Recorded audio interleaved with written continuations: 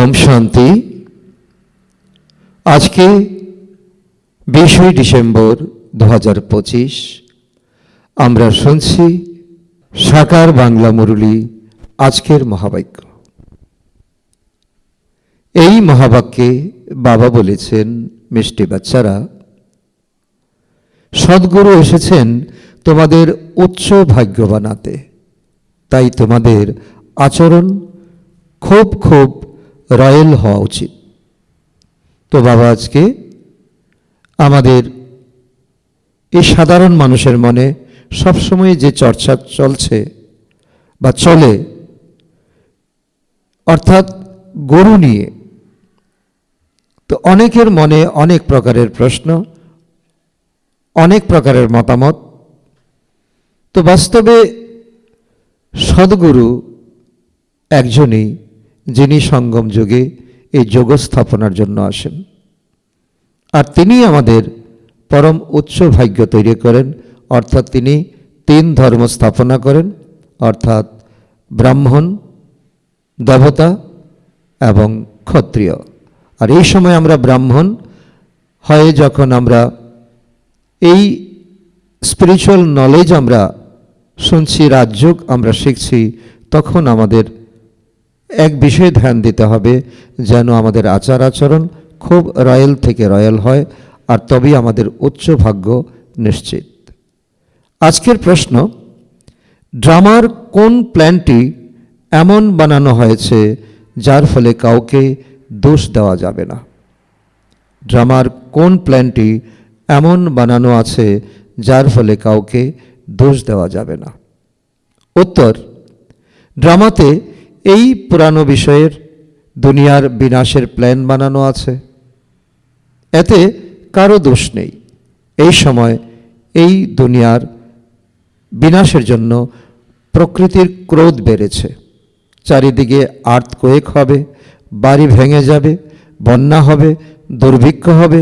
তাই বাবা বলেন, বাচ্চারা, এখন এই পুরানো দুনিয়া থেকে তোমাদের নিজের বুদ্ধিযোগ সরিয়ে নাও, সদ্গুরুর শ্রীমত অনুসারে চলো, জীবিত থেকে দেহের অনুভূতি ত্যাগ করে নিজেকে আত্মা নিশ্চয় করে বাবাকে স্মরণ করার পুরুষার্থ করতে থাকো। অত্যন্ত জীবনের সরল রেখা বাবা আমাদের বুঝিয়েছেন। যখন মৃত্যু শয্যাতে যে ব্যক্তি আছেন, পরিবারের লোকেরা তখন অটোমেটিক তার থেকে বুদ্ধিযোগ সরিয়ে নেয়। বাবা এও বলেছেন, যিনি মৃত্যুপথযাত্রী, তো বাঙালিদের মধ্যে এমন এক প্রচলন আছে যে তাকে গঙ্গাতে ভাসিয়ে দেওয়া হয়। তো সেই প্রকার বাবা বলছেন, তো চোখের সামনে আমাদের যখন পুরানো দুনিয়া, এই দুনিয়া বিনাশ হবে, ভূমিকম্প হবে, জলোচ্ছ্বাস হবে, বন্যা হবে, দুর্ভিক্ষ হবে, বাড়ি ভেঙে যাবে, তো বিষ মেশানো বোম পড়বে, যার একটু গন্ধেই মানুষ মারা যাবে। তো এই সংবাদ জেনে, এই বিষয়বস্তুটুকে জেনে এই পুরানো দুনিয়ার প্রতি আমাদেরও মমত্ব এখন ত্যাগ করতে হবে, আর শুধু নিজেকে আত্মা মনে করে পিতা পরমাত্মাকে স্মরণ করার পুরুষার্থ করতে হবে। তো আজকে উচ্চ ভাগ্য বানানোর জন্য আমাদের কি করা উচিত, আর এই ড্রামার প্ল্যান কি, বাবা আমাদের অত্যন্ত সহজভাবে, সুন্দরভাবে আমাদের জীবনের সরল রেখাকে বুঝিয়েছেন। আজকের গীত, আমাদের সেই পথে চলতে হবে, যে পথে পড়ে যাওয়া নয়, বরং নিজেকে সামলে নেওয়া। ওম শান্তি। কোন পথে চলতে হবে? গুরুর পথে চলতে হবে। তার উত্তর, ইনি কোন গুরু? উঠতে বসতে মানুষের মুখ থেকে বেরিয়ে যায় বাহ গুরু, বাহ গুরু বেরিয়ে যায়, তাই না? তো গুরু তো অনেক আছে, মানুষের মতান্তরের কোনো শেষ নেই। বাহগুরু কাকে বলবে? কার উদ্দেশ্যে এমন মহিমা বর্ণন করবে? তো সদ্গুরু হলেন তো একমাত্র বাবা, যিনি এই সময় সঙ্গম যুগে যিনি অবতরণ করেন। ভক্তিমার্গে অসংখ্য গুরু করা হয়েছে, অসংখ্য গুরু বানিয়ে দেওয়া হয়েছে, কেউ কারো মহিমা করে, কেউ অন্য কারো মহিমা করে। এখন এই সঙ্গমযোগী বাচ্চাদের বুদ্ধিতে আছে কি আছে? প্রকৃত সদ্গুরু হলেন একমাত্র বাবা। বাবা যার বাবা স্বীকৃতি লাভ করে। সত্য সদ্গুরু হয় তাহলে মিথ্যাও হয় নিশ্চয়ই। সত্য যখন বলা আছে তো সত্যর উল্টোটা কি? মিথ্যা। তো ঠিক তেমনি বাবা বলছেন সত্য হয় এই সঙ্গম যুগে। ভক্তি মার্গেও সত্যের মহিমা গায়ন করে। উঁচু থেকে উঁচু বাবা হলেন সত্য। গড ইজ ট্রুথ, তিনি উদ্ধারকর্তা, তিনি পথ নির্দেশক। আজকালকার গুরু কি করে? গঙ্গা স্নানে বা তীর্থে যাত্রাতেও নিয়ে যাওয়ার গাইড হয়। গুরু শুধু মন্ত্র দিয়ে খালাস নয়, তীর্থে যাত্রাতে নিয়ে যাচ্ছেন, গঙ্গা স্নানে নিয়ে যাচ্ছেন। তো সদ্গুরু এমন নন। সদ্গুরু যাকে আমরা চোখে দেখি না, তো যাকে আমরা অনুভব করতে পারি, যাকে সবাই স্মরণ করে এবং ডাকে, হে পতিত পাবন আসো। তো পতিত পাবন সদ্গুরুকে বলা হয়। তিনি পবিত্র করতে পারেন, বিশেষ গুণবত্তা তার মধ্যে আছে। তো ওই গুরুরা পবিত্র করতে পারে না। ওই গুরুরা শুধু কানে মন্ত্র দেয়, আর এই সদ্গুরু আমাদের মনে মন্ত্র দেয়। তারা এমন বলতে পারে না মামে কম স্মরণ করো, একমাত্র সদ্গুরুই বলতে পারে। যদিও গীতা পাঠ করে কিন্তু অর্থ কিছুই জানে না। যদি বোধ থাকতো যে সদ্গুরু কেবল একজনই, তবে নিজেকে গুরু বলে পরিচয় দিত না। কারণ এই সময় কোনো মানুষের কোনো বাহবা নেই। তার আমিত্ব তাকে অনেক নিচে নামিয়ে দিয়েছে। নিজেকে গুরু বলে, নিজেকে ভগবানের সমতুল্য বলে মানুষ এক আনন্দ অনুভব করে। বাস্তবে তা নয়। ড্রামা অনুসারে ভক্তিমার্গের ডিপার্টমেন্ট আলাদা। তো যেখানে অনেক গুরু, অনেক ভক্ত, অনেক ভক্তি আছে, এখানে তো কেবল একজনই আছে। তিনিও এত উদার। তিনিও বলছেন, তিনি আমাদের নির্মাণতা শেখাচ্ছেন। তিনিও বলছেন তোমার আমি ভাব, আমার ভাব তো আমাতে সমর্পণ করে দাও। পরে এই তো একজনই আছেন। পরে এই দেবী দেবতারা প্রথম নম্বরে আসে। যারা এখন এই গুরুর শ্রীমতে চলছে তারাই 33 কোটি দেবতা হয়। এখন লাস্টে আছো তোমরা। বাবা এসে তো এদের সত্যযুগের বাদশাহী প্রদান করেন। এখন সকলে তো তার ভাগ্যের লটারি এখন নিতে পারবে না। যারা নিতে পারবে তারা অবশ্যই সত্যযুগে যাবে, ত্রেতা যুগে আসবে। অন্য সবাইকে অটোমেটিক্যালি ঘরে ফিরে যেতে হবে। তাই বলা হয় সকলের সদ্গতি দাতা হলেন এক সত্য পিতা। তোমরা জানো বাচ্চারা, কল্প কল্প সঙ্গম যুগে দেবী দেবতা ধর্মের স্থাপনা হয়। তোমরা পুরুষোত্তম হও, উত্তম পুরুষ।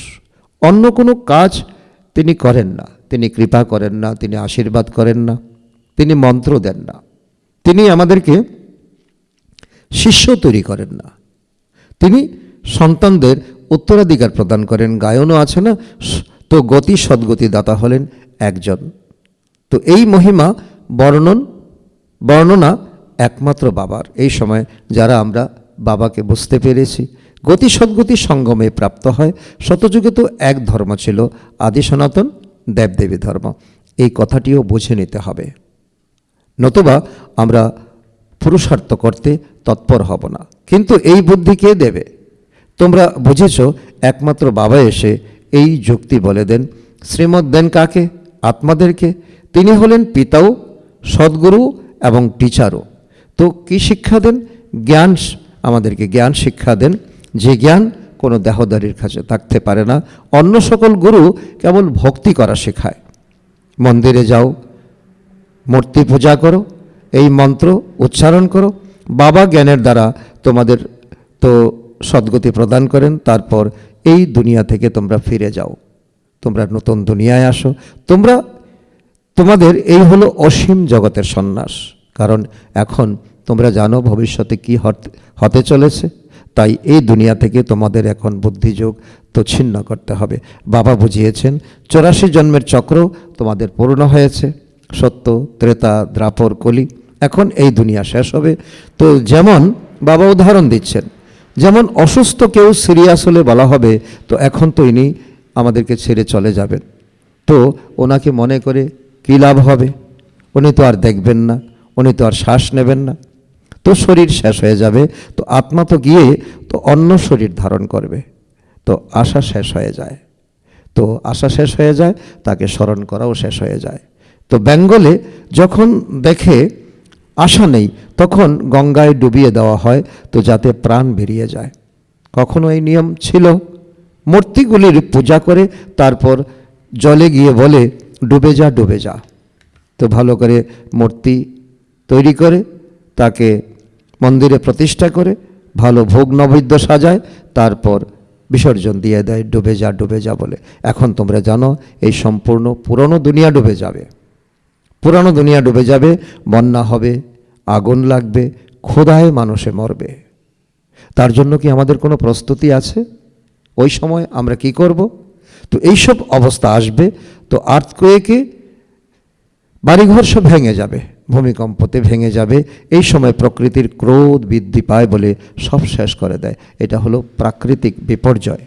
অনেক কিছু হবে, তো জলোচ্ছ্বাস হবে, অগ্নিকাণ্ড হবে।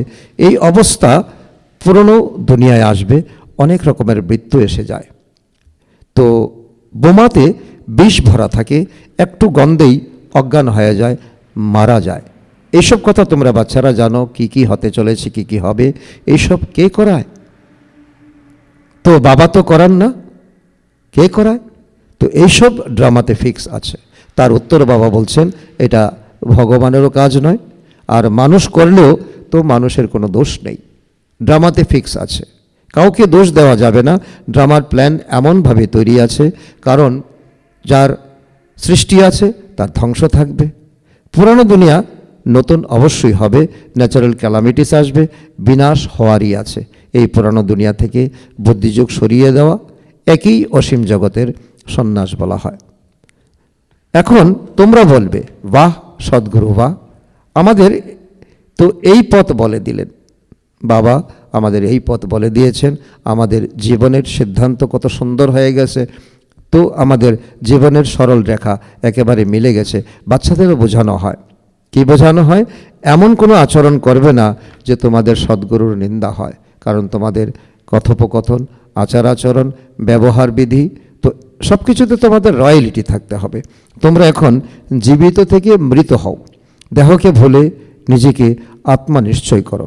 দেহ থেকে নির্লিপ্ত আত্মা হয়ে বাবাকে স্মরণ করতে হবে। ইনি তো খুব খুব ভালো বলেন, বাহ সদ্গুরু বাহ। কেবল পারলৌকিক সদ্গুরুর বাহ করা হয়, পারলৌকিক। তিনি আমাদের পরলোকের জন্য আমাদের পথ বলে দেন, আমাদের কামাই করান। লৌকিক গুরু তো অনেক আছে দুনিয়াতে, সদ্গুরু হলেন কেবল একজন, প্রকৃত সত্য ভক্তি মার্গে যার নাম প্রচলিত আছে। ওনাকে ডাকে, কিন্তু ওনার পরিচয় জানে না। সম্পূর্ণ সৃষ্টির পিতা তো হলেন একজনই। নতুন সৃষ্টি স্থাপনা কিভাবে হয় সে কথা কেউ জানে না। শাস্ত্রে তো দেখানো হয় প্রলয় হয়, তারপরে অশ্বত্থ পাতায় শ্রীকৃষ্ণ আসে। তো এখন তোমরা বুঝেছ অশ্বত্থ পাতায় কিভাবে আসবে, তো কৃষ্ণের মহিমা বর্ণন করে কোনো লাভ নেই। তোমরা উত্তরণ কলায় যাওয়ার জন্য এখন সদ্গুরুকে পেয়েছ। বলা হয় যে অর্তিকলা, তো অর্তিকলা তোমার, তাতেই সকলের কল্যাণ নিহিত। অর্তিকলা তো তোমার কারণে সকলের ভালো হবে, সকলের মঙ্গল হবে। তো কত স্পষ্ট করে আমাদের জীবনকে বাবা বোঝাচ্ছেন। অতএব আত্মিক পিতা বসে কাদেরকে বোঝান? আত্মাদেরকে বোঝান। 84 জন্ম আত্মাদেরই হয়। প্রত্যেকটি জন্মে নাম রূপ ভিন্ন হয়ে যায়। এমন বলা হবে না অমুকে 84 জন্ম নিয়েছে, না, 84 জন্ম আত্মা নিয়েছে। অমুক মানে আমরা কোনো ব্যক্তিকে, কোনো শরীরকে আমরা ইন্ডিকেট করি, কিন্তু না, শরীর তো জন্ম নেয় না, জন্ম নেয় আত্মা। এখানে আমাদের অনেক ভুল ভক্তিতে শিখিয়েছে। তো শরীর তো পরিবর্তন হতে থাকে। তোমাদের বুদ্ধিতে এসব কথা আছে, তো সম্পূর্ণ নলেজ বুদ্ধিতে থাকা উচিত। তো যে আসবে তাকেই বোঝাবে। তো আদিকালে ছিল দেবী দেবতাদের রাজ্য, পরে মধ্যকালে রাবণ রাজ্য হলো। সিঁড়ি বেয়ে আত্মারা নিচে নামতে থাকলো। শতযুগে বলা হবে শতপ্রধান, তারপর শত রজ তমতে নেমে আসে। তোমাদের ডিগ্রেডেড হয়, চক্র আবর্তিত হতেই থাকে। কেউ কেউ বাবার, তো কেউ কেউ বলে তো বাবার কি দরকার ছিল, আমাদের 84 জন্মের চক্রে আনার জন্য। কিন্তু এই সৃষ্টি চক্র তো হলো অনাদি, বাবার হাতে নেই, মানুষের হাতে নেই, দেবতার হাতে নেই। এই সৃষ্টির আদি মধ্য অন্তকে জানতে হবে, অনাদিকে বুঝতে হবে। মানুষ যদি না জানতে পারে, তো মানুষ যদি না জানলে তবে তো ভগবানে অবিশ্বাসী হলো। জানলে তোমরা কত উচ্চ পদের অধিকারী হবে। তো এই সময় ভগবান আমাদের ভাগ্য বন্টন করছেন। তো এই পড়াশোনা হলো সর্বোচ্চ। মানুষ কিন্তু স্বপ্ন দেখে অনেক ডিগ্রির জন্য কম্পিটিশন করে, কিন্তু এই ডিগ্রি আজ আছে তো কাল নেই, এই জন্মে শেষ হয়ে যায়। উচ্চ মানের কঠিন পরীক্ষা পাশ করলে স্টুডেন্টদের মনে কত খুশি হয়, আমি বড় চাকরি পাবো, বড় ঘর বানাবো, তো আমরা উঁচু থেকে উঁচু পদ পাবো। তোমরা জানো এই লক্ষ্মীনারায়ণ নিজের পূর্বজন্মে শিক্ষা প্রাপ্ত করে মানুষ থেকে দেবতায় পরিণত হয়েছেন। এই পড়াশোনার দ্বারা এই রাজধানী স্থাপনা হচ্ছে, পড়াশোনার দ্বারা উচ্চ পদ প্রাপ্ত হয়। ওয়ান্ডার, তাই না? তো এই এত যে বিশাল মন্দির নির্মাণ করে, অথবা বড় বড় বিদ্বান ইত্যাদি যারা আছে, তো তাদের জিজ্ঞাসা করো তো এরা কিভাবে জন্ম নিয়েছে, তার উত্তর দিতে পারবে না। তোমরা জানো তো এই হলো গীতারই রাজযোগ। মানুষ গীতা পাঠ করে এসেছে, কিন্তু কোনো লাভ নেই। এখন বাবা বলছেন তোমাদের, তো বাবা বসে তোমাদেরকে সত্য গীতা শোনাচ্ছেন। এক হলো ভক্তির গীতা, যা 2500 বৎসর ধরে চলে, আর এই সঙ্গম যুগে অল্প কিছু সময় এখন সত্য গীতা, জ্ঞান গীতা বাবা শোনাচ্ছেন। তোমরা বলো বাবা, তোমার সঙ্গে 5000 বৎসর পূর্বেও আমাদের দেখা হয়েছিল, আমরা এই জ্ঞান তো গ্রহণ করেছিলাম। কেন দেখা হয়েছিল? স্বর্গের উত্তরাধিকার প্রাপ্তি করার জন্য। একেবারে স্পষ্ট বাবা আমাদেরকে বোঝাচ্ছেন, লক্ষ্মীনারায়ণ হওয়ার জন্য আমরা এসেছিলাম, দেখা করেছিলাম, পড়াশোনা করেছিলাম। তো ছোট বড় বৃদ্ধ ইত্যাদি বয়সের যেই আসুক, অবশ্যই তো এখানে শিক্ষা লাভ করে। মুখ্য লক্ষ্যই হলো একটা, সত্যযুগে যাওয়া, লক্ষ্মীনারায়ণ হওয়া, সত্যনারায়ণের প্রকৃত ব্রত কথা। তো এ কথা তোমরা বুঝেছ, রাজত্ব স্থাপন হচ্ছে। এখন যে যত মেহনত করবে সে তত উচ্চ পদ পাবে। তো যারা ভালোভাবে বুঝে যায় তাদের আন্তরিক খুশি বজায় থাকে, তারা নিশ্চিত। যেমন লৌকিকে ভালো পড়াশোনা করলে, ভালো পরীক্ষা দিলে সে যেমন নিশ্চিত থাকে, তো আমি ভালো নম্বর পেয়ে পাশ করব, এখনও তেমন। বাবা জিজ্ঞাসা করবেন তো সাহস আছে তো রাজত্ব নেওয়ার? তো বলবে বাবা নিশ্চয়ই আছে, আমরা পড়াশোনা করি নর থেকে নারায়ণ হওয়ার জন্য। তো এতখানি সময় আমরা নিজেদেরকে দেহভাবে আমরা চলে এসেছি, ভুলের মধ্যে আমরা পড়ে এসেছি। এখন বাবা আমাদেরকে সত্যপথ বলে দিচ্ছেন। দেহি অভিমানী হতে পরিশ্রম লাগে, ক্ষণে ক্ষণে নিজের নাম রূপে আটকে যায়। তো বাবা বলেন এই নাম রূপ থেকে নির্লিপ্ত হতে হবে। এই আত্মা নামটিও তো হলো, তাই না? বাবা হলেন সুপ্রিম পরম পিতা। লৌকিক পিতাকে পরম পিতা কখনো বলবে না। পরম শব্দটি একমাত্র বাবাকে দেওয়া হয়েছে। বাহ গুরু তাকেই বলা হয়। তোমরা শিখ ধর্মের মানুষদেরকে বোঝাতে পারো। গ্রন্থ সাহেবে সম্পূর্ণ বর্ণনা করা আছে, অন্য কোনো শাস্ত্রে এতখানি বর্ণনা নেই যতখানি গ্রন্থ সাহেবে আছে, জপ সাহেব সুকমণিতে আছে। তো এই দুটি শব্দই মুখ্য। বাবা বলেন তো সাহেবকে স্মরণ করো, তাহলে তোমরা 21 জন্মের জন্য সুখ প্রাপ্ত করবে। এতে সংশয়ের কোনো কথা নেই। বাবা খুব সহজ করে বুঝিয়ে দেন। অনেক হিন্দুরা শিখ ধর্মে দীক্ষিত হয়ে ট্রান্সফার হয়েছে। তোমরা মানুষকে পথ বলে দেওয়ার জন্য কত রকমের চিত্র ইত্যাদি বানাও, খুব সহজ করে বোঝাতে পারো। তোমরা হলে আত্মা, তারপর ভিন্ন ভিন্ন ধর্মে এসেছো। তো এ হলো ভ্যারাইটি ধর্মের বৃক্ষ। অন্য কেউ জানে না যে ক্রাইস্ট কিভাবে আসে। বাবা বুঝিয়েছেন নতুন আত্মার কর্মভোগ থাকে না। তো ক্রাইস্টের আত্মা কোনো বিকর্ম করেনি, পরমধাম থেকে সদ্য এসেছেন। তো সাজা ভোগ, তো যে কি করে তিনি সাজা ভোগ করবেন? শতপ্রধান আত্মা আসে, তো যার মধ্যে প্রবেশ করে তাকেই ক্রুশবিদ্ধ করে, খ্রিস্টকে নয়।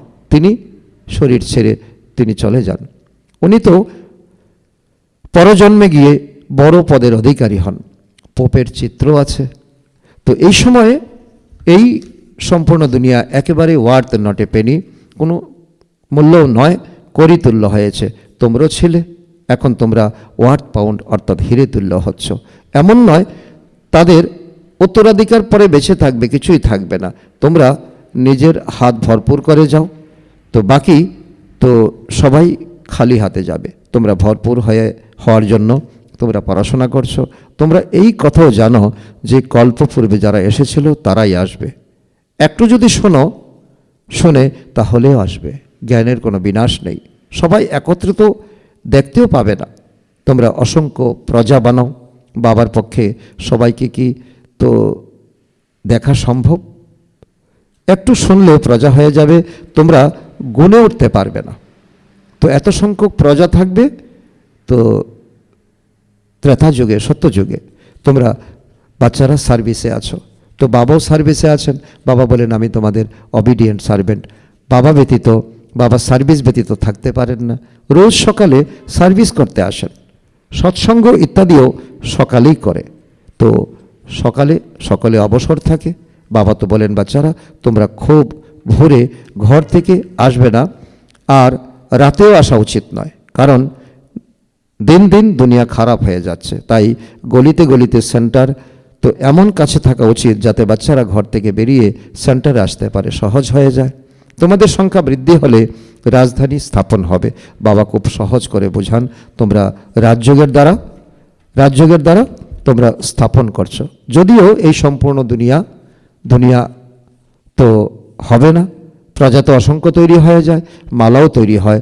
মোক্ষ তো যারা অনেকের সার্ভিস করে নিজের মতো তৈরি করে তারাই মালার দানা হয়।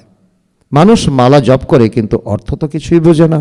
অনেক গুরুরা তো মালা দেয় জপ করার জন্য, যাতে বুদ্ধি এতেই যুক্ত থাকে। মন্ত্র দেয়, কানে মন্ত্র দেয়। তো আর কি বলেন, বাবা বলেন কাম হলো মহাশত্রু, দিন দিন খুব কঠিন হতে থাকবে, তমপ্রধান হতে থাকবে। এই দুনিয়া খুবই খারাপ। বাবাকে অনেকে বলে আমরা তো খুব অশান্ত হয়ে আছি, শীঘ্র সত্যযুগে নিয়ে চলো বাবা। তো বাবা বলেন ধৈর্য ধরো, স্থাপনা তো হবেই। তো এ হলো বাচ্চাদের কাছে বাবার আশ্বাস। তো এই আশ্বাসই তোমাদের নিয়ে যাবে, ঘরে নিয়ে যাবে, বাবাই নিয়ে যাবেন। তার জন্য তোমাদের উপযুক্ত হতে হবে। বাচ্চাদের এই কথাও বলা হয়েছে তোমরা আত্মারা পরম ধাম থেকে এসেছো, পুনরায় সেখানে ফিরে যেতে হবে, পরে আবার আসবে পার্ট প্লে করতে। অতএব পরম ধাম স্মরণ থাকা উচিত। বাবাও বলেন মামেকম স্মরণ করো, তাহলে বিকর্ম বিনাশ হবে। এই বার্তা অর্থাৎ পেগাম সবাইকে দিতে হবে। অন্য পেগম্বর মেসেঞ্জার ইত্যাদি কেউ নেই। তারা তো মুক্তিধাম থেকে নিচে নামিয়ে নিয়ে আসে, তারপর তাদের সিঁড়ি বেয়ে নিচে নামতে হয়। যখন সম্পূর্ণ তমপ্রদান হয়ে যায় তখন পুনরায় বাবা এসে সবাইকে শতপ্রদান করেন। তোমাদের জন্য সবাইকে ফিরে যেতে হয়, কারণ তোমাদের তো নতুন দুনিয়া চাই, তাই না? এও ড্রামাতে পূর্ব নির্ধারিত। বাচ্চাদের খুব নেশা থাকা উচিত। আচ্ছা, মিষ্টি মিষ্টি হারানিধি বাচ্চাদের প্রতি মাতা পিতা বাপদাদার স্মরণের স্নেহ সুমন আর সুপ্রভাত। আত্মাদের পিতা তার আত্মারূপী বাচ্চাদের জানাচ্ছেন নমস্কার। আমরা বাচ্চারূপী সন্তানরা আমাদের মাতা পিতা বাপদাদাকে জানাই স্মরণের স্নেহ সুমন, সুপ্রভাত ও নমস্কার। ধারণার জন্য মোক্ষসার 1 নম্বর, এই দেহের নাম রূপ থেকে নির্লিপ্ত থেকে দেহি অভিমানী হতে হবে। এমন আচরণ করবে না যাতে সদ্গুরুর নিন্দা হয়। নাম্বার 2, মালার দানা হওয়ার জন্য অনেককে নিজসম মানানোর সেবা করতে হবে। আন্তরিক খুশিতে থাকতে হবে যে আমরা রাজত্ব প্রাপ্তির জন্য পড়াশোনা করছি। এই হলো নর থেকে নারায়ণ হওয়ার পড়াশোনা। আজকের বরদান, নিরন্তর স্মরণের দ্বারা অবিনাশী উপার্জন জমা করা সর্বখাজানার অধিকারী ভব। তার অর্থ হলো নিরন্তর স্মরণের দ্বারা প্রতি কদমে উপার্জন জমা করতে থাকো, তাহলে সুখ, শান্তি, আনন্দ, প্রেম এই সকল খাজানার অধিকারের অনুভব করতে থাকবে। কোনো কষ্ট অনুভব হবে না। সঙ্গমে ব্রাহ্মণদের কোনো কষ্টই হতে পারে না। যদি কোনো কষ্ট আসেও তাহলে সেটা বাবাকে স্মরণ করিয়ে দেওয়ার জন্য আসে। যেরকম গোলাপ ফুলের সাথে থাকা কাঁটা তাকে রক্ষা করার সাধন হয়, সেরকম এই কষ্ট বাবাকে আরও বেশি করে স্মরণ করার নিমিত্ত হয়। আজকের স্লোগান, স্নেহরূপের অনুভব তো শোনাচ্ছ, এখন শক্তিরূপের অনুভব শোনাও। আজকের অব্যক্ত ইশারা এখন সম্পন্ন বা কর্মাতীত হওয়ার ধন লাগাও। আজকের পয়েন্ট, যেরকম সাকার বাবার মধ্যে দেখেছিলে লাস্ট কর্মাতীত স্টেজের পার্ট কেবল ব্লেসিং দেওয়ার ছিল, ব্যাস। তো ব্যালেন্সেরও বিশেষত্ব, ব্লেসিংয়েরও কামাল ছিল। তো এইরকম ফলো ফাদার করো। সহজ আর শক্তিশালী সেবা হলো এটাই। এখন বিশেষ আত্মাদের পার্ট হলো ব্লেসিং দেওয়া। চাও নয়নের দ্বারা দাও বা মস্তক মণির দ্বারা দাও। আচ্ছা, ওম শান্তি, ওম শান্তি।